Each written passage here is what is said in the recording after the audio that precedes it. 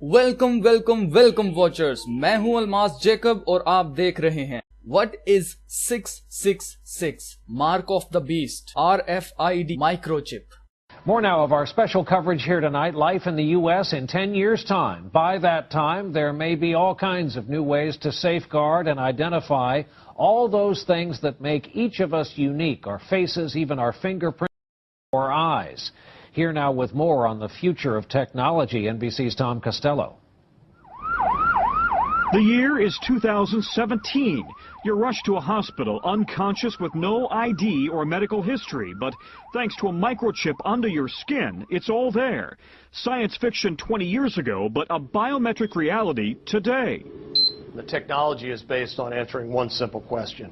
Am I who I say I am? Already, fingerprints and iris scans verify passenger identities at airports. Within 10 years, that technology may be even more widespread. And look for more complex facial recognition programs that scan a crowd of thousands looking for a single terrorist. Today's facial recognition software starts with the eyes. Then it maps out the contours of and compares that against a database of millions, a database that's growing by the day. What's next? At the University of Bath in England, researchers predict big changes for consumers. I think it is possible to free us completely of our wallets and keys using biometric technology, if that's what people want in 10 years' time. In fact, it's already here. The latest home security locks use fingerprints to control deadbolts. And at the Jewel Osco grocery store in Chicago, some customers pay using their fingerprints. No paper or plastic. You don't really need anything other than your hand, and you already got that with you. So will future department stores scan our irises, like in the movie Minority Report, then offer products catered to who we are? Hello, Mr. Yakamoto. Welcome back to the Gap. Experts say that technology is here now. The challenge is to safeguard our privacy in a brave new world. NBC News, Alexandria, Virginia. दोस्तों 666 का जिक्र Bible मुकद्दस में मिलता है। मुकाशफा की किताब उसका 13वां बाब और उसकी 16वीं से 18वीं आयत मुकद्दसा तक अगर हम उसकी तलावत करें तो वहां पर 666 का जिक्र मिलता है। और ये ना सिर्फ जिक्र जो है वो मुखालिफे मसीह की छाप का है, बल्कि मैं आपके लिए वो पढ़ देता हूं कि वो प्रोफेसी है क्या, वो सारी की सारी पेशन गोई क्या है। वो हमारे लिए है कि हमें ये मार्क ऑफ द बीस्ट यानी कि ये छाप जो हैवान की छाप है वो हरगिज नहीं लेनी। उसके लेने के नुकसानात क्या हैं मैं आगे चल के आपको बताऊंगा, लेकिन उससे पहले मैं आपको ये बताना चाहता हूं कि जब तक कि मुझे RFID के बारे में कुछ भी पता नहीं था, मैं इस प्रोफेसी को बिल्कुल समझने के लायक नहीं था और मैं ये समझता था कि पता नहीं इसका क्या मतलब है, ये 666 क्या नंबर है। जब तक मैंने इल्यूमिनाटी और RFID के बारे में सर्च नहीं किया था, मुझे इस प्रोफेसी की बिल्कुल समझ नहीं आती थी। दोस्तों, मैं इस इल्यूमिनाटी के ऊपर 8 साल से रिसर्च कर रहा था और पिछले कुछ सालों में मुझे पता चला, पिछले 2-3 सालों में मुझे पता चला RFID के बारे में। और जैसे जैसे मैं इल्यूमिनाटी के बारे में सर्च करता चला गया, मुझे ये सब कुछ क्लियर होता चला गया कि बाइबल ने हमें पहले ही से बता दिया है कि आगे आने वाले जमाने में यानी कि फ्यूचर में होने वाला क्या है और हमें उससे कैसे बचना है। तो मेरे दोस्तों, वो आज मैं आपके साथ शेयर करना चाहता हूं और मैं इस चैनल को बनाने का मकसद भी मेरा यही था मेरे अजीजों कि मैं आपके साथ ये सारी की सारी प्रोफेसी जो खुदा का कलाम है और खुदा की तरफ से हमारे लिए आगाही है कि हमें ये काम नहीं करने हैं, हमें इनसे बचना है, हमें अपने आप को बचाना है, वो मैं आपके साथ शेयर करना चाहता हूं। आगे बचना या ना बचना वो आपका काम है, आपने बचना है। मैं किसी को नहीं बचा सकता, सिर्फ बचाने वाली जात खुदा की है। मेरा काम आपके साथ नॉलेज को शेयर करना है। और बहुत से दोस्तों ने मेरे साथ हमेशा ये क्वेश्चंस किए हैं कि इनका हल क्या है, हमें क्या करना चाहिए। हाँ, हमें पता लग गया इल्यूमिनाटी वाले बड़े स्ट्रांग हैं, बड़े पावरफुल हो गए, इनका सिस्टम फैल चुका है, अब हमें क्या करने की जरूरत है। तो मेरे दोस्तों, इस वीडियो में उसका हल है कि आपने क्या करना है वो मैं आपको एंड में बताऊंगा, लेकिन पहले सबसे हमें ये जानने की जरूरत है कि ये RFID है क्या चीज है और इससे होने वाला क्या है, मार्क ऑफ द बीस्ट क्या चीज है। हमें पहले प्रोफेसी को समझने की जरूरत है कि बाइबल में, कलाम मुकद्दस में क्या लिखा हुआ है। आए सबसे पहले हम मुकाशफा 13 बाब और उसकी 16वीं आयत से 18वीं आयत मुकद्दसा तक की तलावत कर लेते हैं। और उसने सब छोटे बड़ों, दौलतमंदों और गरीबों, आजादों और गुलामों के दाहिने हाथ या उनके माथे पर एक एक छाप करा दी, ताकि उसके सिवा जिस पर निशान यानी उस हैवान का नाम या उसके नाम का अदद हो और कोई खरीदो फरोख्त ना कर सके। हिकमत का ये मौका है जो समझ रखता है कि वो इस हैवान का अदद गिन ले, क्योंकि वो आदमी का अदद है और उसका अदद 666 है। दोस्तों, ये वो प्रोफेसी है जो कि मुकाशफा की किताब में लिखी है और मैंने अभी आपके लिए पढ़ दी है। इसमें गौर करने वाली, गौर तलब बात जो है वो मेरे अजीजों, वो सिर्फ और सिर्फ ये है, नोट करने वाली बात है कि वो क्या कर रहा है। जो झूठा नबी है मुखालिफ मसीह के साथ जो खड़ा होगा, वो जो झूठा नबी है जो मुखालिफ मसीह है, उसके उस हैवान, उसको हैवान कहा गया बाइबल में, ठीक है। पहले तो नोट आपने करना कि उसको बीस्ट कहा गया है, उसको हैवान कहा गया है, ठीक है। तो हैवान के नाम का अदद जो है वो 666 है। शैतान का या जो एंटी क्राइस्ट है उसका अदद जो है वो एक आदमी का अदद है और वो अदद है 666, यानी कि वो हमारे दरमियान एक आदमी बनकर आने वाला है और वो आदमी बनकर हमारे सामने हमें नजर आएगा, लेकिन उसके अंदर जो रूह होगी वो मुखालिफ मसीह होगी, वो शैतान की होगी, ठीक है। वो सारे काम, वो गलत काम जो वो करना चाहता है इस दुनिया में, शैतान की बादशाहत जो शो करना चाहता है, वो उस आदमी में से होकर वो काम करेगा। एक चीज नोट करने वाली है कि 666 ये उस मुखालिफ मसीह के नाम का अदद है, यानी कि उसका नंबर है। दोस्तों, एक चीज और जो आपने नोट करनी है वो ये है इस प्रोफेसी के अंदर कि उसने अपने नाम की अदद वाली जो चिप है या जो एक छाप है, मार्क है, वो उसने सब के सब लोगों के ऊपर, ना उसने छोटों को छोड़ना है, ना उसने गुलामों को छोड़ना है, ना उसने आजादों को छोड़ना है, ना उसने गरीबों को छोड़ना है, ना उसने दौलतमंदों को छोड़ना है। तो मेरे अजीजों, जितने ये नाम लिखे हुए हैं ना, तो मेरे ख्याल से इसके अलावा फिर कोई बात पीछे रह नहीं जाती, कोई ऐसी शख्सियत बचती नहीं है जिसका जिक्र ना हो इसके अंदर। यानी कि each and every human being जो कि जमीन के ऊपर है, उसके ऊपर मार्क ऑफ द बीस्ट की छाप की जाएगी, उसके अंदर चिप लगाई जाएगी। मैं आगे आपके चल के आपको बताता हूं कि मैं बार बार क्यों कह रहा हूं कि RFID जो चिप है ये इनका आला है, ये मार्क ऑफ द बीस्ट है, आपको ये नहीं लेना है। दोस्तों, जो दो बातें आपको इस प्रोफेसी के अंदर याद रखनी है वो दो हैं। वो ये है, एक कि उसने अपने नाम का अदद की जो निशान है या उसका जो छाप है वो हर एक आजाद गुलाम के वो किधर करवा रहा है, या तो राइट हैंड के ऊपर करवा रहा है, तो या फिर वो करवा रहा है माथे के ऊपर। माथा जो है यहां पर देखिए, माथा रिप्रेजेंट कर रहा है आपके ब्रेन को, ठीक है, आपकी थॉट्स को, आपकी सोचों को, आपके इमोशंस को शो कर रहा है माथा, ठीक है, जहां पर आपका ब्रेन होता है। और दूसरी जो बहुत इंपॉर्टेंट चीज है वो आपने ये याद रखनी है कि इसकी जिसके ऊपर छाप होगी वो खरीदो फरोख्त कर सकेगा, यानी कि वो बाय और सेल कर सकेगा। यानी कि आपको जिंदा रहने के लिए, रोटी खाने के लिए आटा तो बाय करना है ना दुकान से, आपने खरीदना है कि नहीं खरीदना। जब आप खरीदेंगे जाकर तो उसके लिए आपको पैसे देने पड़ते हैं, ठीक है। लेकिन देखिए, जब आपके ऊपर छाप होगी ना, उसके दौर में वन वर्ल्ड ऑर्डर में आपके ऊपर छाप होगी तो आप आटा बाय करके रोटी बना लेंगे। लेकिन अगर आपके ऊपर छाप नहीं है तो आप आटा भी खरीद नहीं सकते। ये उसके दौर में होने वाला है। दोस्तों, अब आटा बाय करने के लिए आपको चाहिए रुपए। आप मेहनत करते हैं, आप जॉब करते हैं या बिजनेस करते हैं, जैसे भी आपके पास रुपए पैसे आते हैं, आप अपने घर की अशिया खरीदते हैं, पैसे देते हैं दुकानदार को, दुकानदार आपको चीजें दे देता है।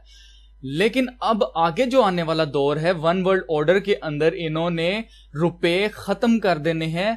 क्रिप्टो करेंसी जो है वो इंट्रोड्यूस करवाई जा रही है, जो कि डिजिटल करेंसी है। डिजिटल करेंसी यानी कि इलेक्ट्रॉनिक करेंसी। जैसे आप गेम्स खेलते हैं, अगर आपने GTA गेम खेली है या कोई भी गेम खेलते हैं, उसमें जब आप कोई टास्क पूरा कर लेते हैं तो आपको कुछ कॉइन्स मिलते हैं, वो आपके पास रुपए आ जाते हैं और उस गेम के अंदर आप उस रुपए को खर्च कर सकते हैं, अपने लिए एनर्जी बाय कर सकते हैं और गन्स बाय कर सकते हैं और चीजें इस तरह की बाय कर सकते हैं। ये सारा का सारा ऑगमेंटेड रियलिटी के अंदर आपके साथ ये सारा कुछ करने वाले हैं। अब इन्होंने प्रिंट नहीं करने रुपए, अगला जो स्टेप है इकोनॉमी को बेहतर करने के लिए, वन वर्ल्ड गवर्नमेंट लाने के लिए, वो क्रिप्टो करेंसी है जो कि डिजिटल करेंसी है। और डिजिटल करेंसी जो है वो डिजिट्स में होगी, आपके हाथ में वॉलेट नहीं होगा, ना आपकी पॉकेट के अंदर पैसे होंगे। वो सारे के सारे पैसे जो हैं आपकी चिप जो आपके अंदर लगाई जाएगी उसके अंदर होंगे। और दोस्तों, जो लोग बिटकॉइंस के बारे में जानते हैं वो मेरे साथ इत्तेफाक करेंगे कि 19 अगस्त 2013 के अंदर जर्मनी के अंदर क्रिप्टो करेंसी यानी कि बिटकॉइन जो करेंसी है उसको लीगल करार दे दिया गया है और वहां पर क्रिप्टो करेंसी चल रही है, जो इस बात का सबूत है कि क्रिप्टो करेंसी जो है वो बहुत दूर नहीं है, बल्कि अब आने वाले दिनों में क्रिप्टो करेंसी इंट्रोड्यूस करवाई जाएगी।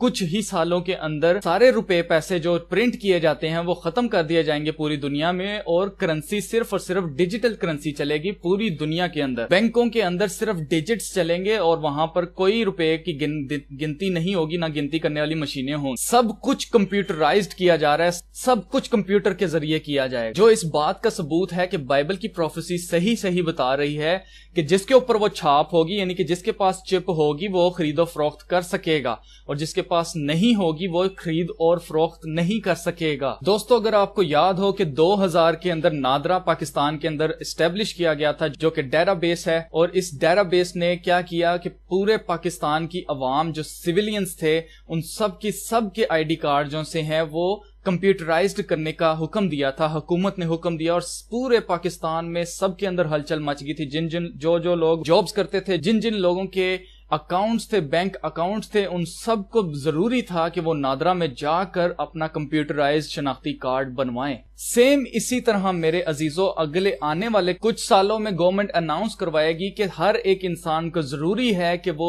RFID चिप इम्प्लांट करवाए और सबको करवानी पड़ेगी, क्योंकि सबके बैंक अकाउंट्स हैं, क्योंकि सबके बच्चे स्कूलों में पढ़ रहे हैं, क्योंकि बहुत सारे लोग जॉब्स कर रहे हैं और बहुत सारे लोग बिजनेस कर रहे हैं, बड़े बड़े बिजनेस कर रहे हैं। इन सब के सब को RFID चिप लेनी पड़ेगी। दोस्तों, जिन लोगों को मार्क ऑफ द बीस्ट के बारे में बिल्कुल भी नॉलेज नहीं है उनके लिए ये टेक्नोलॉजी सबसे अच्छी होगी, क्योंकि ना तो उनको जेबों में पैसे लेके जाना पड़ेगा और ना ही उनके चोरी होने का खतरा होगा और वो इस तरह की सारी सिक्योरिटी को देखेंगे। जब देखेंगे अब सिक्योरिटी जो सी है वो बहुत टाइट हो गई है, अब तो दहशतगर्दी का नामो निशान नहीं रहेगा, तो हर इंसान जो है वो ट्रैक किया जा रहा है, हर इंसान के अंदर चिप है, तो उनको ये टेक्नोलॉजी जो है बड़ी अच्छी लगेगी, उनके लिए बड़ा अच्छा स्टेप होगा। लेकिन जो मार्क ऑफ द बीस्ट के बारे में जानते हैं कि ये उस मुखालिफे मसीह के दौर का आगाज है और ये उसका टूल है, वो इसको हरगिज लेना पसंद नहीं करेंगे, क्योंकि इसके अंदर आपके सारे के सारे इंपॉर्टेंट डॉक्यूमेंट्स हैं।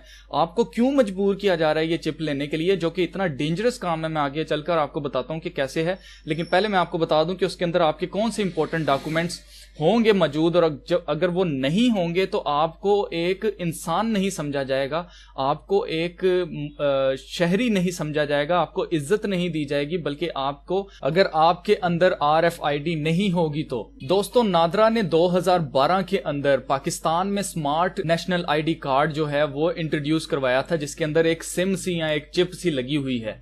और अगर आप उस ID कार्ड को जरा गौर से देखें तो जहां पर वो चिप लगी हुई है उसके नीचे जहां पर एक छोटी सी तस्वीर आपकी नजर आ रही है धुंधली सी, उसको अगर आप गौर से देखें तो वो एक आंख बनी हुई है जिसके अंदर आपकी तस्वीर है, जो कि ये शो करता है कि नादरा भी इल्यूमिनाटी के लिए काम कर रहा है और इनका मकसद है नादरा के प्लान के मुताबिक 2020 तक हर एक इंसान का जिसके पास ID कार्ड है। अब नादरा को क्या जरूरत है बच्चों का ID कार्ड बनाने की, वो भी स्मार्ट ID कार्ड, और बच्चों का ID कार्ड जो कि 18 साल की से कम उम्र के हैं उनका भी ID कार्ड बनाया जा रहा है, जो कि स्मार्ट कार्ड है जिसमें सिम लगी हुई है या चिप लगी हुई। और दोस्तों, मेरे इल्म के मुताबिक ये सेम काम इंडिया के अंदर भी जारी है। इंडिया के अंदर भी जो नेशनल ID कार्ड्स हैं उनको स्मार्ट कार्ड यानी कि जिनके अंदर चिप लगी हुई है वो वाले कार्ड्स दिए गए हैं, लोगों को बना के दिए गए हैं गवर्नमेंट की तरफ से।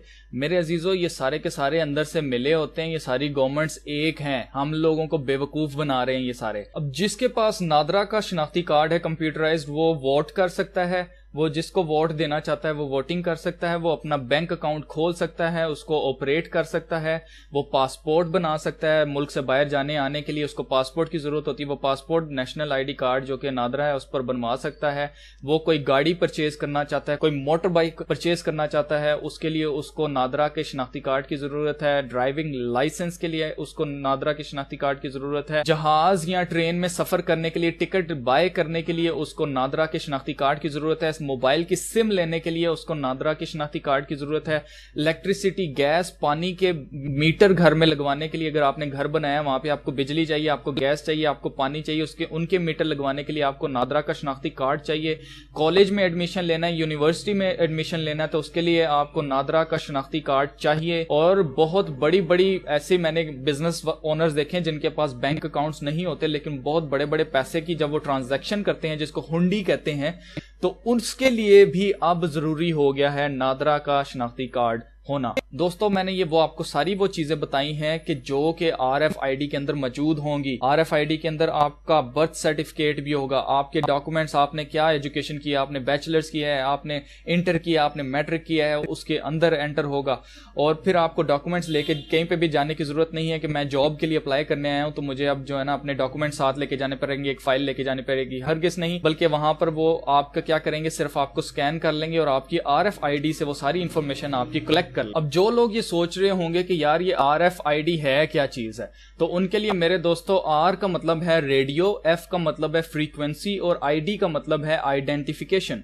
यानी कि आपका जैसे नेशनल ID कार्ड होता है इसी तरह RFID है, लेकिन अब ये कार्ड नहीं है बल्कि एक माइक्रोचिप है। अब इन लोगों ने अमेरिका के अंदर क्या करना चाहा था, इन्होंने 2012 के अंदर कोशिश की, पूरी कोशिश की गवर्नमेंट ने फोर्सफुली सारे गवर्नमेंट एम्प्लॉयज जो से हैं उनके अंदर RFID चिप जो है उनके हाथों के अंदर इम्प्लांट की जाए, और बहुत सारे लोगों ने करवाई भी। लेकिन जितने लोग इस प्रोफेसी से वाकिफ थे उन सब ने कहा ये मार्क ऑफ द बीस्ट है, हमने ये नहीं लेनी है। उन्होंने स्टैंड लिया और आज 2016 है मेरे अजीजों, 4 साल हो चुके हैं, अमेरिका की गवर्नमेंट अभी तक उनको फोर्स नहीं कर पाई है कि वो चिप लें। इसलिए अब इन कमीनों ने एक नया हल निकाला है और वो ये है कि इन्होंने RFID कार्ड्स बना दिए हैं जो कि स्कूलों में बच्चों को दिए जा रहे हैं। अमेरिका के अंदर ये काम हो रहा है भरपूर, और अब बच्चा जो है उसकी अटेंडेंस जो है वो रजिस्टर में नहीं लगेगी, बल्कि वो उसके एंटर होते साथ ही स्कूल में उसकी अटेंडेंस भी लग जाएगी और उसके पेरेंट्स को नोटिफिकेशन मैसेज भी चला जाएगा कि आपका बच्चा इतने बजे स्कूल में एंटर हो चुका है। और कुछ लोगों को सुनकर ये हैरत होगी कि इंडिया के अंदर भी ये काम जारी है और पाकिस्तान के अंदर भी ये काम जारी है, और पाकिस्तान के अंदर बच्चों को RFID कार्ड्स दिए जा रहे हैं। मैं जिस स्कूल में जॉब करता हूं उस स्कूल में कुछ लोग आए जिन्होंने प्रेजेंटेशन दी हमारे स्कूल की हेड को, और मैं भी वहां पर मौजूद था और मैंने वो प्रेजेंटेशन ली, मैंने सारी की सारी प्रेजेंटेशन देखी। उसमें उसने कहा जी देखें जी सारे बच्चों के डॉक्यूमेंट्स वगैरह उसके अंदर होंगे, आपको फिक्र करने की जरूरत नहीं है, बच्चा यहाँ से निकलेगा, स्कूल में से निकलेगा, हम आपके कैंपस को पूरा का पूरा जो है वो सिक्योर कर देंगे, 100% सिक्योर कर देंगे, और कोई बंदा बाहर का जो है वो अंदर एंटर नहीं हो सकेगा जिसके पास चिप नहीं होगी, और हर बच्चे के पास, स्टाफ मेंबर के पास, हर टीचर के पास जो है RFID कार्ड हो। उसका आपको फायदा ये होगा कि सिक्योरिटी आपकी हाई हो जाएगी, और दूसरे नंबर पे ये है कि जो अटेंडेंस है वो आपको रजिस्टर में या और किसी बायोमेट्रिक से करने की जरूरत नहीं है, ऑटोमेटिकली जैसे इंसान एंटर होगा और वो उसकी अटेंडेंस जो है वो लग जाएगी। अब सारी की सारी जब उसने बात कर ली तो उसके बाद उसने कहा कि अगर आपके कोई क्वेश्चंस हो तो आप पूछ सकते हैं। तो मैंने उससे क्वेश्चन किया कि जैसे अमेरिका के अंदर अब RFID का नाम आपने लिया, जैसे अमेरिका के अंदर RFID चिप है, माइक्रोचिप, जो कि हाथ के अंदर इम्प्लांट की जा रही है, तो क्या आप लोग भी फ्यूचर में बच्चों के हाथों में और हमारे हाथों के अंदर RFID चिप जो है उसको इम्प्लांट करेंगे? तो उसने मेरी तरफ स्माइल करके कहा कि हाथ के अंदर नहीं, आपकी गर्दन में, आपके पीछे गर्दन पे जो पीछे आपका गर्दन है इसमें इम्प्लांट की जाएगी। मैं सुनकर बिल्कुल भी हैरान नहीं हुआ क्योंकि मैं जानता था कि इनका नेक्स्ट स्टेप यही होगा, क्योंकि इंसान की जो स्पाइनल कॉर्ड है, मेरा अगला क्वेश्चन उसके साथ यही था। मैंने कहा क्या स्पाइनल कॉर्ड के साथ? तो उसने कहा हाँ जी बिल्कुल स्पाइनल कॉर्ड के साथ, क्योंकि इंसान की बॉडी के अंदर 6 वॉट जो है वोल्ट्स का करंट होता है, और वो स्पाइनल कॉर्ड के थ्रू जो है ब्रेन जो है वो मैसेजेस सेंड करता है पूरी बॉडी को कि क्या करना है। तो स्पाइनल कॉर्ड एक ऐसी चीज है जिसके साथ आपकी RFID जो है उसको चिप को लगाया जाएगा ताकि उसको करंट भी मिलता रहे और वो एक्टिवेटेड रहे, ऑन रहे, और उसके सिग्नल जो है वो अच्छे आए। ठीक है, एंटीना जो है ना वो अच्छे रिसीव करे सिग्नल। अब स्पाइनल कॉर्ड जो है वो इंसान की बॉडी का सबसे इंपॉर्टेंट पार्ट है, वो एक इतनी इंपॉर्टेंट चीज है, मैं आपको बताता हूं कि वो आपकी क्या क्या चीजें कंट्रोल करती है। वो आपका हार्ट रेट जो है, आपका हार्ट जो बीट करता है ना, जो आपका दिल धड़कता है उसको कंट्रोल करता है कि कितना तेज धड़के। ठीक है, फिर वो आपके सांस लेने के रेट को, कितना आप सांस ले रहे हैं, आस्ता ले रहे हैं, तेज ले रहे हैं, उसको कंट्रोल करता है। फिर ब्लड प्रेशर जो है आपका वो भी स्पाइनल कॉर्ड के थ्रू कंट्रोल होता है। आपका ब्रेन स्पाइनल कॉर्ड के थ्रू आपकी पूरी बॉडी के अंदर मैसेजेस सेंड करता है। यानी आसान अल्फाजों में आपका दिमाग आपकी बॉडी को तब तक कंट्रोल कर सकता है जब आपकी स्पाइनल कॉर्ड आपके अंदर है और सही है। अगर आपकी स्पाइनल कॉर्ड को जरा सी चोट लगेगी तो आपकी बॉडी पैरालाइज हो सकती है, आपकी बॉडी काम करना छोड़ सकती है, आपका हार्ट काम करना छोड़ सकता है, आपकी सांस आना बंद हो सकती है, आपका ब्लड प्रेशर जो है वो बढ़ या कम हो सकता है, खराब हो सकता है, आप मर सकते हैं। स्पाइनल कॉर्ड एक इंसान का सबसे हसास हिस्सा है। अब ये काम इतना डेंजरस क्यों है, मैं इसलिए बता रहा हूं आपको। ये डेंजरस इसलिए है मेरे अजीजों, क्योंकि अगर हाथ के अंदर आपकी चिप लगाई जाएगी तो आप अपना हाथ भी काट सकते हैं और आप जिंदा रहेंगे, आपको कुछ नहीं होगा। लेकिन अगर आप स्पाइनल कॉर्ड में आपके साथ अगर वो उसको अटैच कर दिया जाता है तो आप किसी ऑपरेशन की मदद के बगैर उस चिप को नहीं निकाल सकते। कल को आप ले लेते हैं चिप और आपको अंदाजा होता है नहीं यार ये तो वही वाकई सारा सिस्टम जो अलमास जेकब ने बताया था, ये तो बिल्कुल वही सारा सिस्टम हो रहा है, मुझे निकालनी है ये चिप। तो अगर आपकी हाथ के अंदर होगी तो आप बड़े आसानी से उसको निकाल लेंगे। ये बात ये लोग जानते हैं, इसलिए इन्होंने क्या किया है कि अब आपकी गर्दन में स्पाइनल कॉर्ड के साथ ऑपरेशन के साथ ये आपके अंदर चिप डालेंगे और उसमें होगा ये कि आप अपनी मर्जी से उस चिप को नहीं निकाल सकते। इसी तरह आप अपनी मर्जी से नहीं निकाल सकते, बल्कि खुद से तो आप निकालने का तसव्वुर नहीं कर सकते, क्योंकि आप कैसे निकालेंगे। ठीक है। दूसरे नंबर पे ये है कि अगर आप किसी की मदद भी लेंगे जो कि डॉक्टर नहीं है, जिसको नहीं पता ऑपरेशन कैसे करना है, जो प्रोफेशनल नहीं है, वो आपकी स्पाइनल कॉर्ड को जरा सा टच करेगा तो आपकी स्पाइनल कॉर्ड डैमेज हो जाएगी। आसान अल्फाज के अंदर अगर मैं बताऊं तो अगर आप चिप लेंगे तो भी आप उनके गुलाम रहेंगे, तो भी आप मरेंगे।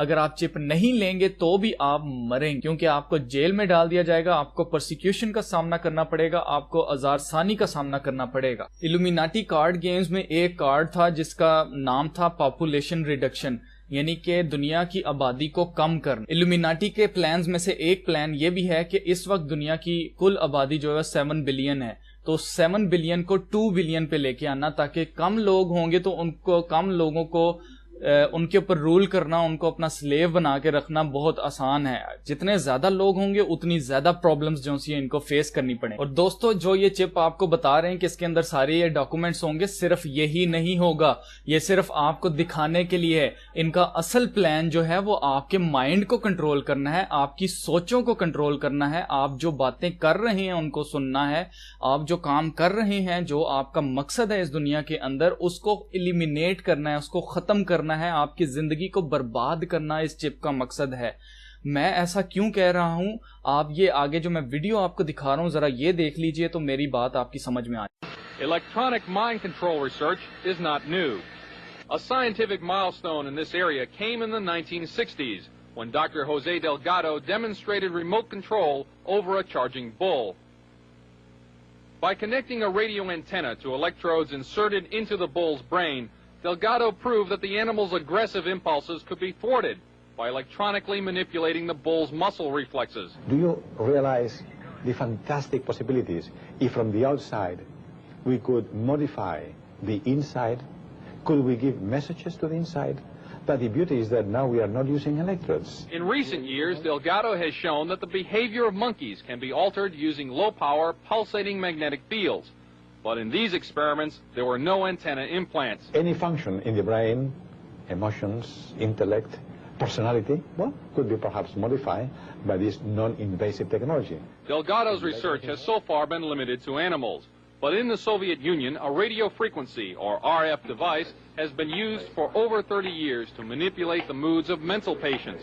डॉक्टर होजे डेलगेंडो के कहने के मुताबिक दिमाग का कोई भी फंक्शन जैसे इमोशंस, गुस्सा, प्यार, खुशी, गमी, इंटेलेक्ट कहते हैं अकल को, ठीक है, पर्सनैलिटी यानी कि शख्सियत, सब कुछ चेंज करके रख देगा वो आपका। ये चिप आपके दिमाग को कंट्रोल करने के लिए आपकी स्पाइनल कॉर्ड में, आपके दिमाग में लगाई जा रही, आपकी हरकतों को कंट्रोल करने के लिए। ज़ॉम्बी एपोकलिप्स, जिन लोगों ने ज़ॉम्बी एपोकलिप्स के बारे में सुना तो वो आ रहा है। ज़ॉम्बी एपोकलिप्स ये है मेरे, जब आपके दिमाग को खराब कर दिया जाएगा, कंट्रोल, रिमोट कंट्रोल पे आपको कंट्रोल किया जाएगा, आप मशीन्स बना दिया जाएगा, आपको जब डीएनए मॉडिफिकेशन आपकी कर दी जाएगी, आपकी शक्ल बिगाड़ के रख दी जाएगी, तो उस वक्त मेरे अजीजों ज़ॉम्बी एपोकलिप्स नहीं आएगा तो और क्या आएगा। मैंने कमेंट्स में पढ़ा है बहुत सारे लोगों ने कहा नहीं हाजी हमें सिर्फ अपना ईमान जो है ना, हमें ईमान पक्का रखने की जरूरत है। और मेरे भाई मेरी बात सुन, देख जब तेरी थॉट्स ही तेरी नहीं होंगी तो तेरा ईमान किधर से आएगा। जब तेरे पास है ही नहीं है, मौका ही नहीं है कि तू सोचे खुदा के बारे में।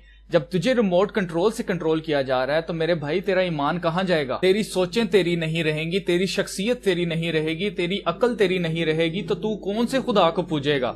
उस खुदा को पूजेगा कि जिसका जो रिमोट कंट्रोल जिसके हाथ में है। तो दोस्तों ये हकीकत है 666 की, मार्क ऑफ द बीस्ट की, मुखालिफे मसीह की छाप की और RFID माइक्रोचिप की। हकीकत की वजह से मैंने ये चैनल बनाया है और मेरा मकसद इसको ये सब कुछ बताने से आपको डराना नहीं है, बल्कि आपको उठाना है, आपको झंझोड़ कर आपको जगाना है कि जागो, उठो, देखो आसपास के क्या हो रहा है और क्या करने वाले हैं ये लोग और हमें क्या करना है। अब मेरे अजीजों, मैं इस वीडियो में आपको बताने लगा हूं कि आपने क्या करना है। आपका पार्ट ये है मेरे अजीजों कि जब गवर्नमेंट आपको कहे, बल्कि गवर्नमेंट ही क्या, बल्कि स्कूल, कॉलेजेस या जहां कहीं भी ये RFID कार्ड की बात हो, सिर्फ कार्ड की बात ही हो ना RFID की, तो वहां पर आपने खड़े होकर सवाल करना है। आपने सवाल करना है कि हमें इसकी जरूरत क्यों है। एक काम ये आपने करना है, दूसरा काम आपने ये करना है कि उसके अगेंस्ट आपने खड़े होना है, आपने स्टैंड लेना है, आपने बोलना है हमें RFID की जरूरत नहीं है। दोस्तों आपने स्टैंड लेना है, आपने पीछे नहीं हटना। और अगर इसके लिए आपको जेल भी जाना पड़े तो आपने जेल जाना है। मैं भी जेल जाने के लिए तैयार हूं क्योंकि मैं RFID नहीं लेने वाला। वो उसकी हकीकत मैंने आपके सामने बयान कर दी है कि आखिर ये होने वाला क्या है। मेरे अजीजों, शैतान और खुदा के दरमियान ये जंग है और शैतान इस बात को जानता है कि जब तक खुदा है तब तक इंसान के दिल और दिमाग के अंदर से खुदा नहीं जा सकता। इसलिए वो अपनी थॉट्स डालने के लिए उसको आपके ब्रेन को कंट्रोल करना है, और जब तक वो आपके ब्रेन को कंट्रोल नहीं करता तब तक आपके अंदर खुदाई रहेगी, आपके अंदर खुदा की जात की प्रस्तिश जारी रहेगी। आप खुदा को पहचानते रहेंगे, आप खुदा की इबादत करते रहेंगे, जो कि शैतान नहीं चाहता कि आप करें, क्योंकि वो अपनी बादशाह चाहता है, वो अपनी प्रस्तिश चाहता है। इसलिए मेरे अजीजों जरूरी है कि इस जंग को समझें। ये ज़हन की जंग है, दिमाग की जंग है, आपके इंटेलेक्ट की, आपकी अकल की जंग है। इसीलिए बाइबल की प्रोफेसी में लिखा है कि जो समझ रखता है, जो अकल रखता है, वो उसके अदद को गिन ले। जो अकल रखते हैं मेरे अजीजों, वो इस सारे इन्वायरमेंट को देख के जान ले कि आपके आसपास क्या हो रहा है। अब आपको क्या करने की जरूरत है? अब आपको इस टेक्नोलॉजी को बाय बाय करने की जरूरत है। आपको कहने की जरूरत है कि नहीं, मुझे इसकी जरूरत नहीं है। जैसे अमेरिका के अंदर सबने उठ के कहा कि हमें ये नहीं लेनी है, ये मार्क ऑफ द बीस्ट है। इसी तरह मजहबी रहबरों से मेरी रिक्वेस्ट है कि इस वीडियो को देखने के बाद अपने सारे उन लोगों से जो कि आपकी खुतबात को सुनते हैं, आपकी बातों को सुनते हैं, उनसे रिक्वेस्ट करें कि वो सब इसके खिलाफ एक हों।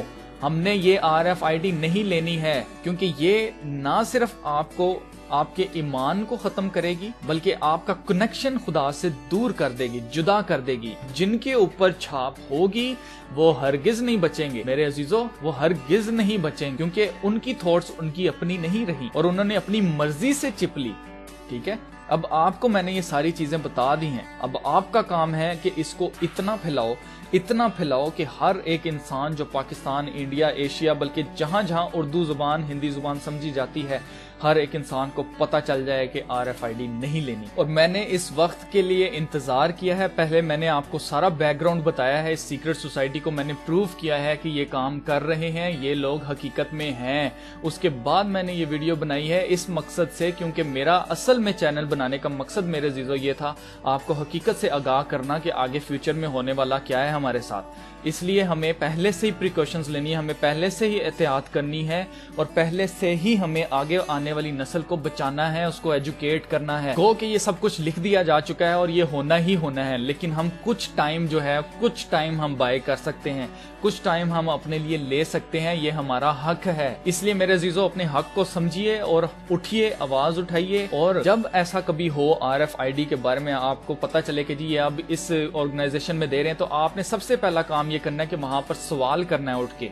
देखिए, हम लोग सवाल नहीं करते, हम लोग आगे बढ़कर पूछते नहीं हैं, हम लोग जवाब नहीं मांगते। इस वजह से हमारे साथ ऐसा होता है, आया है और अभी आगे चलकर होता जाएगा, अगर हम अभी भी नहीं जागेंगे, अभी भी सवाल नहीं करेंगे तो। और ये बात अपने ज़हन नशीन कर लें कि ये हरगिज मत अपने आप को धोखा दें कि जी मैं RFID अगर ले लूंगा तो कोई नहीं, मेरी थॉट्स तो नहीं चेंज होंगी, कुछ नहीं होगा, ये सब बकवास है।